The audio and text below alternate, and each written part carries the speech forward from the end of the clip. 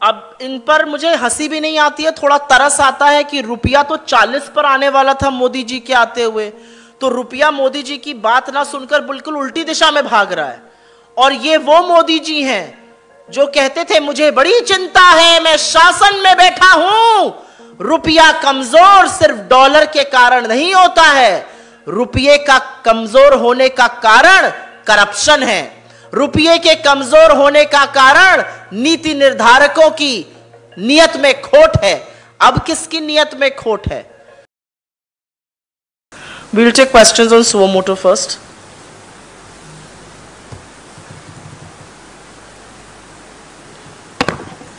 जो गरीबी है उस पर पहले सवाल लेंगे और बाकी उसके बाद में।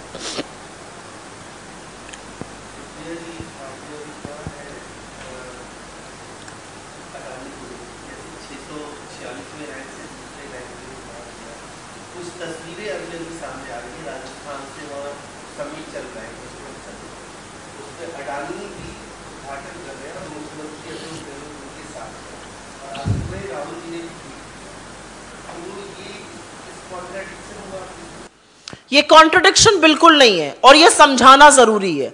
ये कॉन्ट्रडिक्शन इसलिए नहीं है क्योंकि हम बिजनेस के खिलाफ कतई नहीं है। हमें बिल्कुल नहीं लगता है कि प्रॉफिट एक खराब शब्द है, हमें बिल्कुल नहीं लगता है कि बिजनेसेस को पनपना नहीं चाहिए, बिल्कुल होना चाहिए।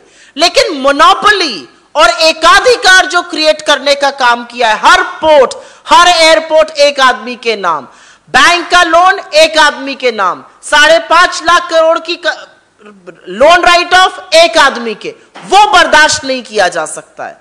हमें बिल्कुल दिक्कत नहीं है, बिल्कुल बिजनेस को पनपना चाहिए। बिजनेस पनपेगा तभी नौकरियां बनेंगी, तभी रोजगार बनेगा। लेकिन इनमें से कितने बिजनेसेस में, जो हम दो हमारे दो हैं, उन्होंने कितनी नौकरियां बनाई हैं पिछले 8 साल में, यह भी सवाल पूछना पड़ेगा। बिजनेसेस इन्वेस्ट करेंगे तभी जो सुचक्र है इकोनॉमी का वो चलेगा। मुझे बिल्कुल आपत्ति नहीं है अडानी जी से और अंबानी जी से, लेकिन हां मुझे सरकार की एक तरफा नीतियों से आपत्ति है। 643वें रैंक से अगर कोई व्यक्ति दूसरे रैंक तक पहुंचा है, उसमें सरकार का अथाह सहयोग रहा है। ऐसा ही सहयोग सरकार 6 करोड़ अथाह गरीबी में रहे लोगों के लिए भी कर दे, इसमें कोई विरोधाभास नहीं है। बिजनेस पंप के निजी क्षेत्र प्रोग्रेस करे और निजी क्षेत्र को प्रोत्साहन देने का काम हमने किया था 1991 की इकोनॉमिक लिबरलाइजेशन पॉलिसी से, और उसके चलते पॉवर्टी खत्म हुई, उसके चलते ग्रोथ बढ़ी, उसके चलते मिडिल क्लास बढ़ा इंडिया का। लेकिन अब जो हो रहा है वो पूरा उल्टा हो रहा है। अब जो हो रहा है वो मोनोपोलीज क्रिएट हो रही हैं, नीति निर्माण कुछ ही लोगों के लिए किया जा रहा है और वो सर्वथा गलत है। क्या राजस्थान में जब अडानी को इनवाइट किया जाता है या उनके साथ पिक्चर्स आती हैं राजस्थान के मुख्यमंत्री में, तो ये मोनोपोली एक स्टेप और आगे नहीं जाती? नहीं, मुझे नहीं लगता आप मेरी बात को फिर आपने सुना या समझा।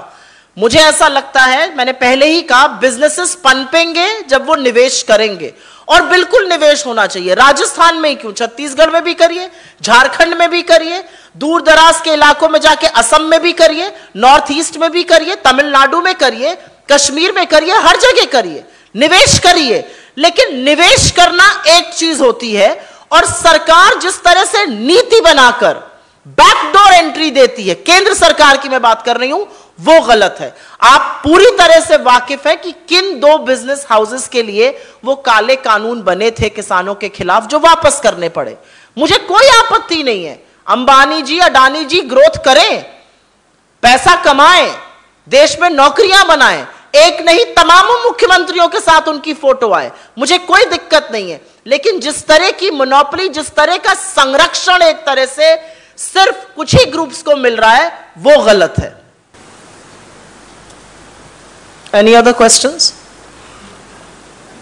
सोशल मीडिया पे बड़ा वायरल चल रहा था कि डॉलर कुछ पैसा कम हुआ तो भारतीय जनता पार्टी की तरफ से काफी स्क्रॉल किया गया उसको कि मोदी जी है तो सब कुछ संभव है, अब डॉलर रुपया जो है धीरे धीरे ऊपर चढ़ेगा, तो कुछ पैसा कुछ कम हुआ था। अब इन पर मुझे हंसी भी नहीं आती है, थोड़ा तरस आता है कि रुपया तो 40 पर आने वाला था मोदी जी के आते हुए, तो रुपया मोदी जी की बात ना सुनकर बिल्कुल उल्टी दिशा में भाग रहा है। और ये वो मोदी जी हैं जो कहते थे मुझे बड़ी चिंता है, मैं शासन में बैठा हूं, रुपया कमजोर सिर्फ डॉलर के कारण नहीं होता है, रुपये का कमजोर होने का कारण करप्शन है, रुपये के कमजोर होने का कारण नीति निर्धारकों की नियत में खोट है। अब किसकी नियत में खोट है? आप मुझे एक बात का जवाब दीजिए, इस मंच से हम इसको जरूर उठाना चाहेंगे। यूएस के एसईसी ने, जो उनका मार्केट रेगुलेटर है हमारी तरह सेबी, उसने ओरेकल को फाइन करा है, गिल्टी पाया गया है, दोषी करार करके फाइन किया है कि ओरेकल ने $500,000 की घूस रेलवे के अधिकारियों को रेल मंत्रालय में भारत में 2016 में जब पीयूष गोयल थे तब दी। वहां पर फाइन हो गया। यहां पर मोदी जी कहते थे न खाऊंगा न खाने दूंगा, और एक सुई पटक सन्नाटा। कोई इंक्वायरी आपने सुनी? क्या यह पता किया गया कि एक कंपनी को अमेरिका में फाइन देना पड़ रहा है घूस देने के लिए? यहां पर वो घूस किसने ली, उसमें कौन कौन लिप्त था? एक शब्द नहीं। इसी करप्शन के चलते आज रुपया टूट रहा है, और रुपया ऐसा टूट रहा है कि विदेशी मुद्रा भंडार का $100 बिलियन आपने लगा दिया, लेकिन रुपया संभल नहीं पा रहा है, क्योंकि होड़ तो लगी है रुपए की गिरावट में और प्रधानमंत्री की प्रतिष्ठा और साख में। आबरू से बड़े बेआबरू हो चले हैं।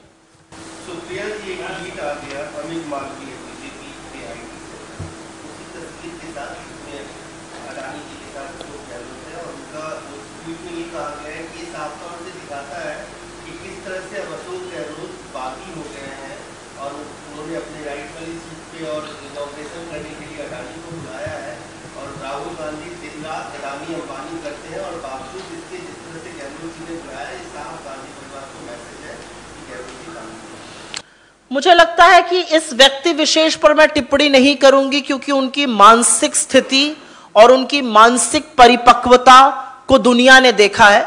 मुझे लगता है फेक न्यूज के सरगनाओं पर मैं इस मंच से बात नहीं करूंगी। मैंने इस बात का जवाब दे दिया है कि निवेश करना, बिजनेसेस का पनपना, निजी क्षेत्र का बढ़ना, इसकी नींव हमने रखी थी। और मैं बिल्कुल कहती हूं, we are the architects of modern Indian economy, जहां पर सरकारी क्षेत्र और निजी क्षेत्र गाड़ी के दो पहिए बनकर चलने थे। लेकिन सरकारी क्षेत्र को आप ध्वस्त कर देंगे और निजी क्षेत्र के लिए मोनोपोली क्रिएट करेंगे।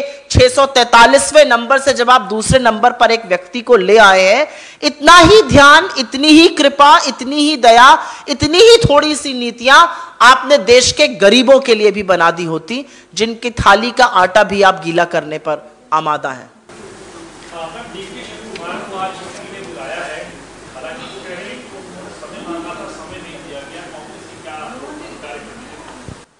अगर ये राजनीतिक प्रतिशोध नहीं है तो राजनीतिक प्रतिशोध क्या होता है? अगर ये जो कार्यवाही हो रही है, कर्नाटक में जब यात्रा चल रही है और डीके शिव कुमार जी कर्नाटक प्रदेश कांग्रेस कमेटी के अध्यक्ष हैं, उस यात्रा में ना चल पाए, उन्होंने आपसे वक्त मांगा, उन्होंने ये नहीं कहा मैं नहीं आऊंगा, उन्होंने कहा थोड़े दिनों बाद मुझे बुला लीजिए, आपको वो भी बर्दाश्त नहीं है, वो भी कबूल नहीं है। ये क्या है? क्या ये वेंडेटा पॉलिटिक्स, क्या ये राजनीतिक प्रतिशोध नहीं है? क्या ये ईडी का गलत दुरुपयोग नहीं है? इस सवाल का जवाब तो आपको देना है। इस सवाल का जवाब आपको देना है कि अभी अभी मैंने रेलवे में एक बहुत बड़े भ्रष्टाचार की बात करी, जहां पर एक कंपनी को दोषी पाया गया है, उन्होंने फाइन पे किया है $400,000 का घूस देने के लिए, लेकिन एक शब्द नहीं, आंखों पे पट्टी, मुंह में दही जमी हुई है मोदी सरकार के। Done? Any more questions? Thank you, thanks a lot.